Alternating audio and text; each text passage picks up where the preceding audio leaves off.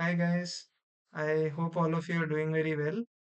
So since CSIR NET June session is approaching, so we'll be solving some good quality questions from CSIR NET. So this is a question related to spectroscopy which I have taken. Okay, so this is organic spectroscopy. So it says an organic compound having a molecular formula, it's given the molecular formula C10H12O2, and the following spectral data was given. So you see, the IR says 3400 same inverse in a broad range. Okay, so this, if you can recall, this is a qualitative indication of the OH stretching frequency. It's normally in the broad range. It's normally in the broad range, and it gives you around 3400 to 3500 cm inverse.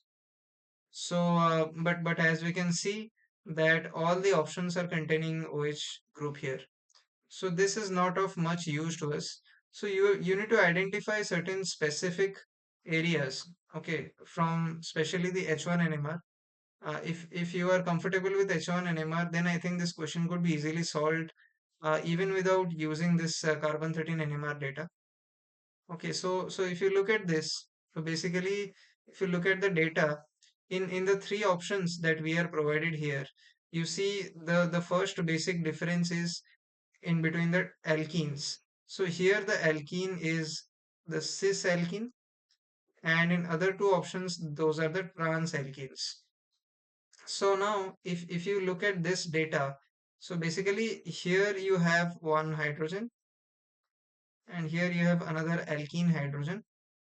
And for the sp2 carbon attached to hydrogen, depending upon the site substituents, normally the range goes to 4 to 6 ppm. Normally you get to see around 6 ppm, okay? And as you can see here from the H1 NMR spectra, you have one hydrogen at around 6 ppm, which is showing a doublet of a quartet. And there is another hydrogen around very similar range, 6.28. Again, one hydrogen and a doublet. So clearly, if you can see this one hydrogen doublet and one hydrogen doublet case, okay, so now you need to look for the coupling constant value.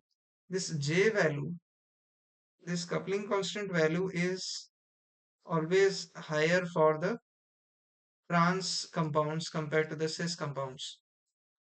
So basically around for the trans compounds it goes around 16 to 18 hertz normally. You have to remember this. And it's quite less for the cis compounds. Normally around 6 to 8 hertz or something similar. So basically what you need to see here is the J value which you see here is provided to be 18 hertz, which is a very clear indication of the trans alkene. Okay, so if you have only observed this from only this data, you could actually have removed this option. Okay, you could actually have removed this option. So you're left with two options. In both the cases, you now know that it's a trans alkene, and you just have to figure out the benzene part. Now rest, the only remaining thing is you just figure out the benzene ring part. So if you look at the benzene ring, normally this range goes from this 6.8, 6.9. Why? Because normally benzene can go up to 8 or 8.25 also, but here since we have the electronic effect, the OH group is donating electrons.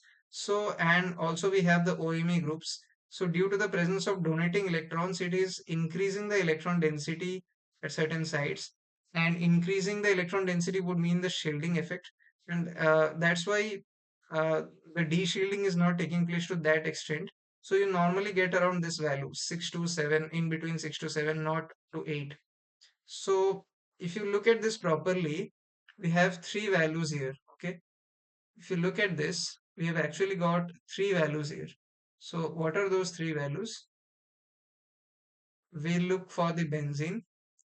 One is 6.75, one hydrogen and a doublet. Then the other is 6.8 one hydrogen singlet, that is 6.8 one hydrogen singlet, and the other one is 6.9. 6.9 is again one hydrogen doublet, again one hydrogen and a doublet. So if only with these three values you could see the two options which have been provided.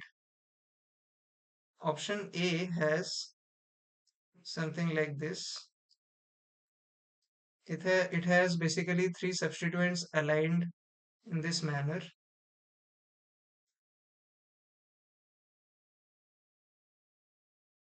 OH here OMe, and this one at the para position. And option C actually has it where three are simultaneously located like this.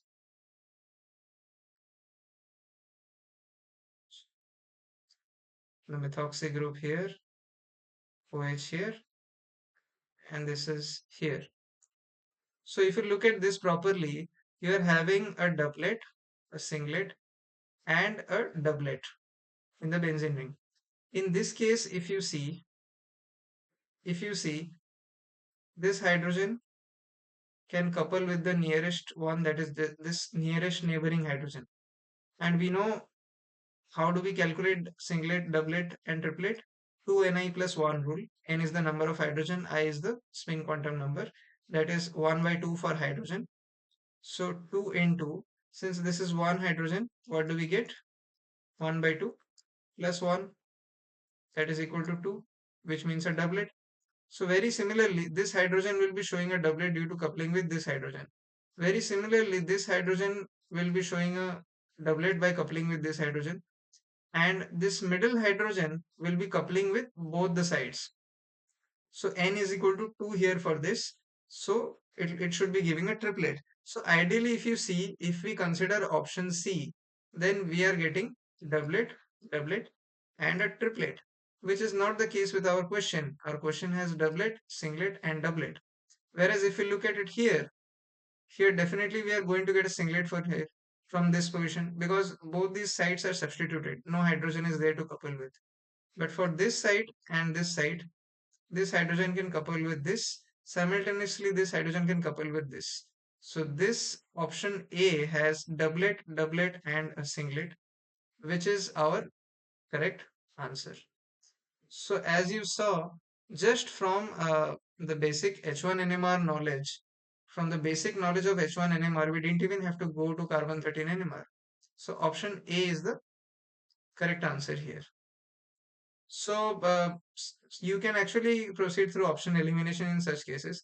Many times, what I have seen from personal experience is that you can solve it even using H1 NMR, or at least you can eliminate two two options using H1 NMR, after which it becomes easier.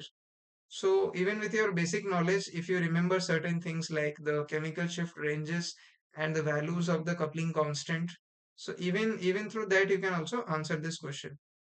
So thank you. That's it for this video. Please subscribe for more. I'll be coming up with new videos for CSIR NET.